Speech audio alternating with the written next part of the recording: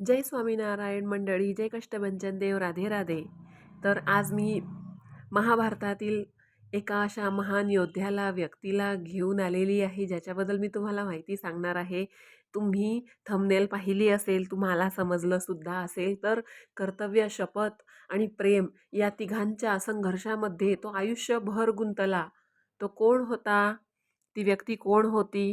तर ती व्यक्ती होती भीष्म पितामह, गंगापुत्र भीष्म. तर आज आपण याच भीष्माला समजून घेऊया. भीष्म हा एक योद्धा नव्हता, तो मानवी अंतःसंघर्षाचं प्रतीक होतं. कर्तव्य, शपथ आणि प्रेम या तिघींच्या संग्रामात तो आयुष्यभर अडकला. त्याची तर्कबुद्धी धर्माशी बांधलेली, पण मन करुणेने विदीर्ण झालेलं.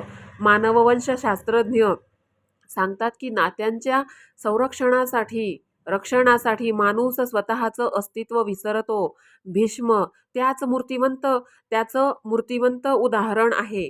स्वतःच्या वडिलांच्या सुखासाठी त्याने सर्व त्याग केलं. मानसशास्त्राच्या दृष्टीनुसार तो दडपलेल्या भावनांचा, न बोललेल्या वेदनांचा ग्रंथ ठरतो. त्याचं मन हे तत्वज्ञान होतं आणि त्याचा संघर्ष मानवी चेतनेचा आरसा होता. अंबाला पळवून आणणं हे त्याच्या शपथेचं आणि पितृसत्ताक समाजव्यवस्थेचं फलित होतं. त्याने ती कृती कर्तव्य म्हणून केली, पण तीच कृती त्याच्या आयुष्याची सर्वात मोठी नैतिक चूक ठरली. भीष्माच्या तर्काने तो राजधर्म आणि पितृआज्ञा पूर्ण करत होता, पण मानसशास्त्रांच्या नजरेत तो त्या काळच्या सामूहिक अवचेतनांचा गुलाम होता, जिथे स्त्रीला स्वतंत्र इच्छेचं अस्तित्व नव्हतं. द्रौपदीच्या अपमानाच्या क्षणी भीष्मांचं मौन हे धर्मनिष्ठेचं नव्हतं, ते त्या धर्माच्या अधपतनाचं प्रतीक होतं. नियम मोडण्याची क्षमता असूनही आयुष्यभर जपलेल्या कर्तव्य या चौकटीने त्याच्या विवेकाला कैद केलं. तो धर्माच्या शब्दार्थात अडकला आणि मानवतेचा अर्थ हरवला. त्याने द्रौपदीचं रक्षण केलं नाही, कारण तो न्याय आणि शपथ यांच्या संघर्षात शपथेच्या बाजूने उभा राहिला. त्या दिवशी तो युद्धात नाही, तर स्वतःच्या विचारांच्या कैदेत पराभूत झाला.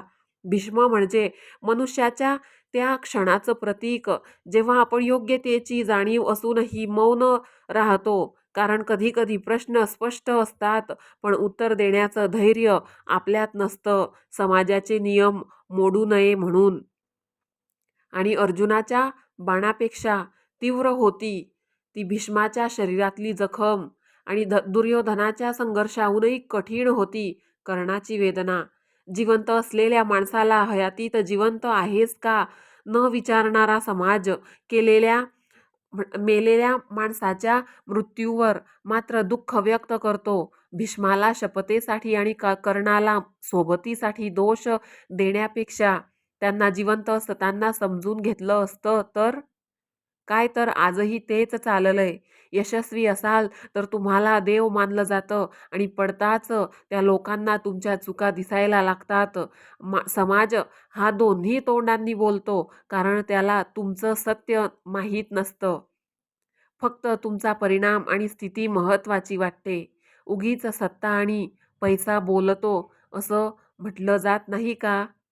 आणि तो पडला बाणांच्या शरपंजरीवर, पण मृत्यूही त्याला लगेच मिळाला नाही, कारण त्याचं भोगणं अजून बाकी होतं. बाकी सगळे योद्धे लढले, हरले, जिंकले आणि निघूनही गेले, पण भीष्म थांबला साक्षीदार म्हणून. त्याने स्वतःच्या डोळ्यांनी सगळं संपताना पाहिलं, कुटुंब, वंश, नाती सगळं तुटताना पाहिलं, आणि तेच त्याचं महाभारत होतं. गंगा आई होती, पण तिचा मुलगा मुक्तीसाठी जन्मलाच नव्हता.